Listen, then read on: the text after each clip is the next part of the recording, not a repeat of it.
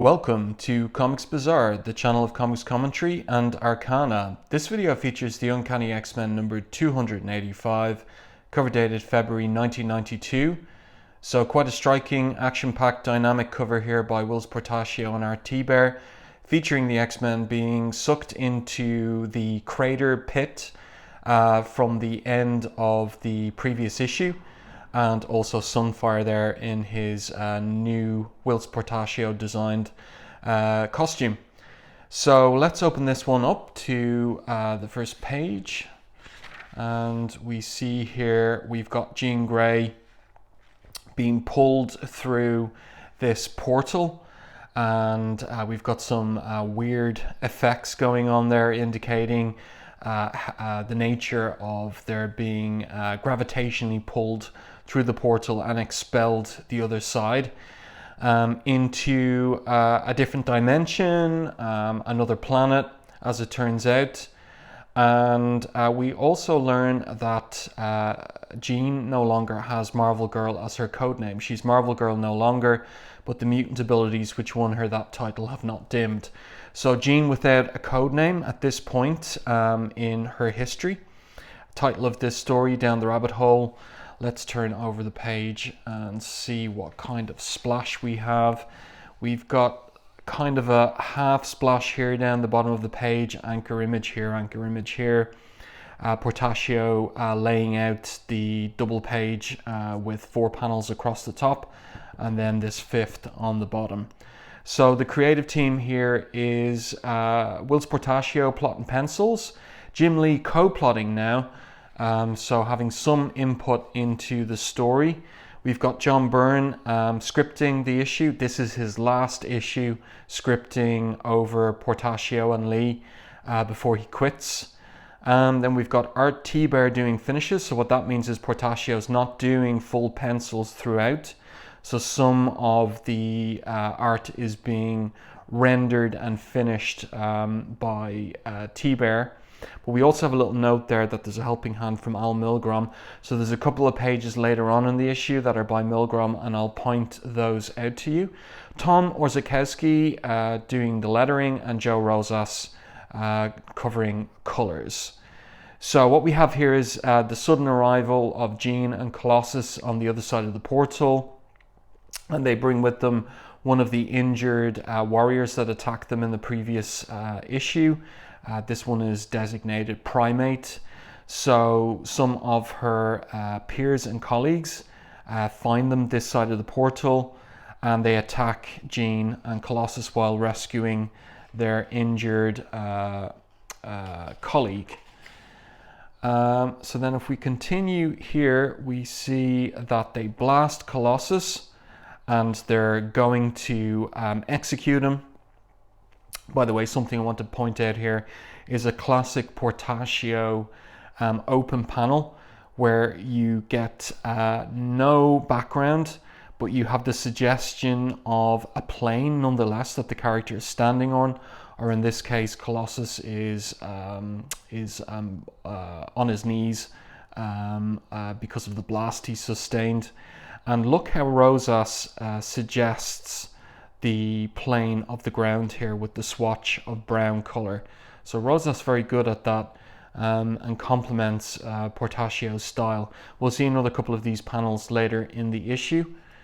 And I'm pointing these out because when I get to the very next issue of Uncanny X-Men 286, you're going to see that that's missing because 286 is laid out by Jim Lee. But we'll get to that in due course. So Colossus, having sustained a powerful blast and being down, transforms back to his flesh and blood form, and this shocks these characters because they recognize his face. So this is a bit of a mystery. They think it's someone else, it's him, it's really him. He's returned, the prophecy is being fulfilled. So, and they go on their knees in front of human flesh and blood form Colossus. So what's going on here? We'll have to keep reading to find out. And then the scene switches to a desert part of this strange planet. And these couple of pages here remind me of Star Wars Tatooine. It seems like Portacio was thinking of that when he was designing this particular location on the planet. And so Storm has emerged alone on the other side of the portal, and she's separated from her teammates. She's almost unconscious. She tries to use her mutant power to bring some rain because the desert is hot and dry. And she hallucinates her mother and whether her mother has come to take her home. But this mysterious figure arrives on the horizon and picks her up. I like the coloring here from Rosas. He's doing quite a lot of work here in the backgrounds, indicating the clouds and this setting sun as well. And then this mysterious figure brings Storms into his dwelling, this kind of shack, and feeds her. And I like the way that Thibert has rendered the outside of this probably bronze or some kind of metal pot here, the stippling he's used. It's a nice variation in his inking style, indicating a different kind of surface.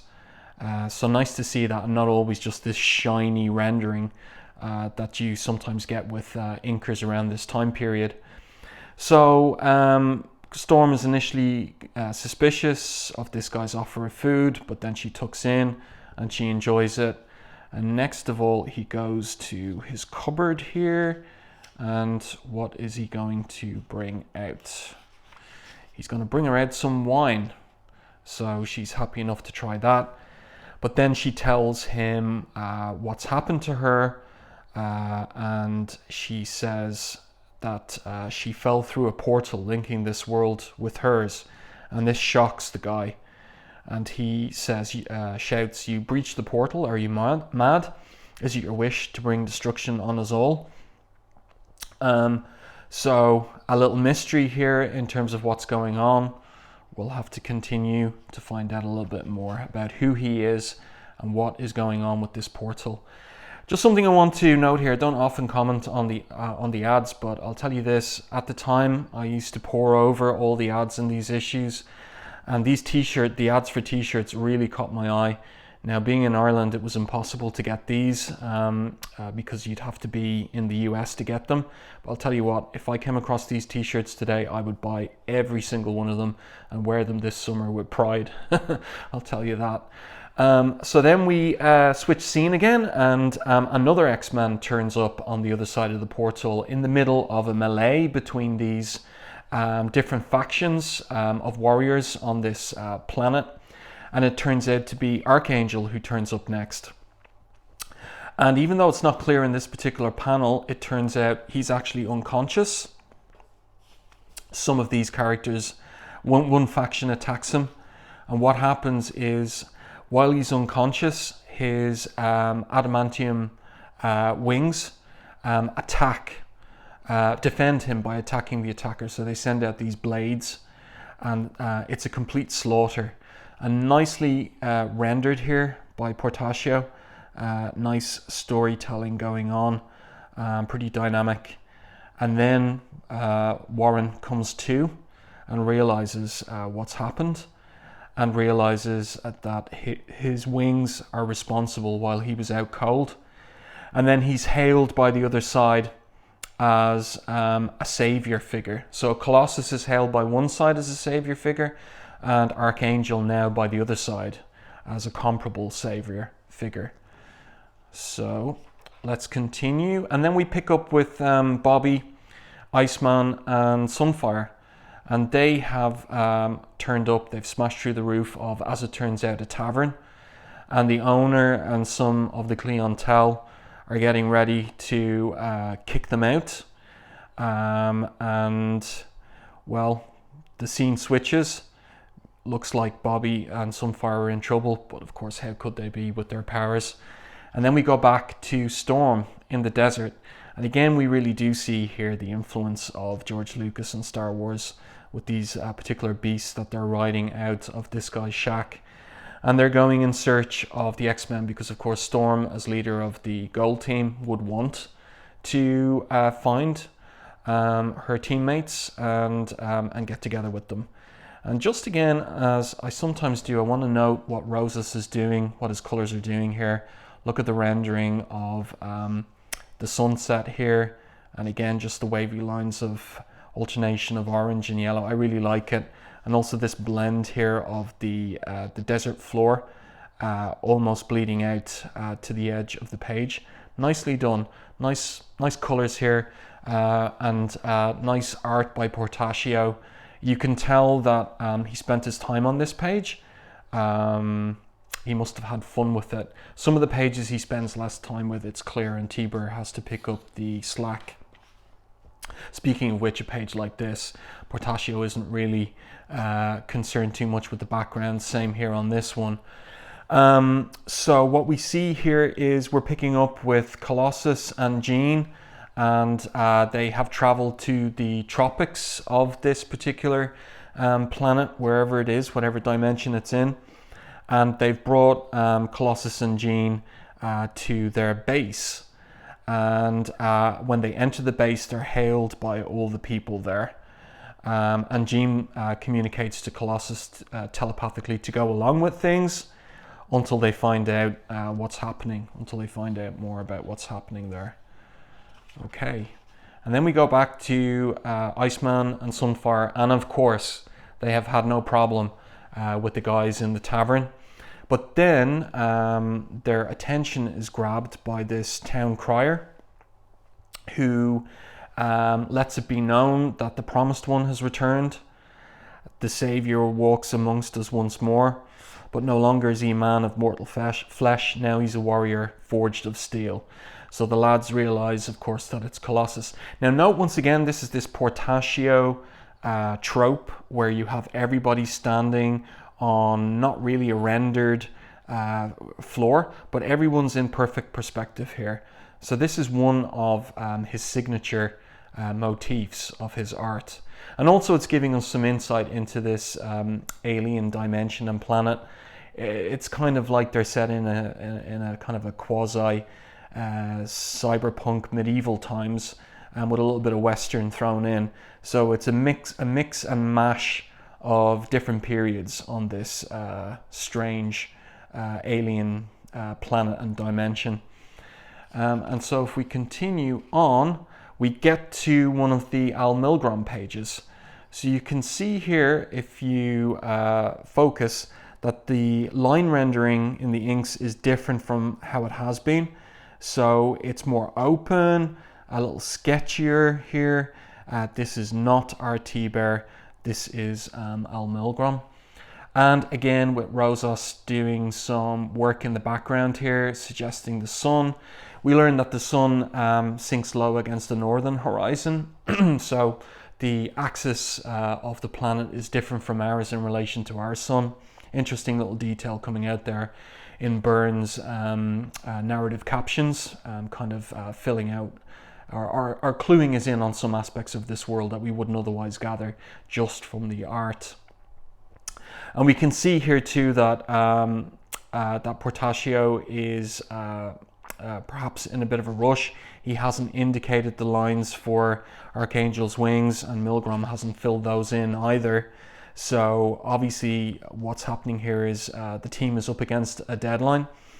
And Archangel introduces himself to the leader of this faction, who is Shahar Azath, the worldly avatar of the Triumvirate. We don't know really what any of this means, and we don't learn what it means by the end of this issue. So it's all mystery, all kind of mysterious world building going on here. And if we continue, then she hails Warren as their new warrior, by which they will get revenge against the other team, and they're looking for him to fight their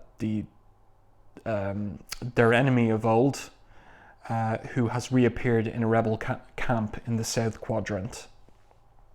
And so Archangel here now is designated Lord Protector of this particular faction side.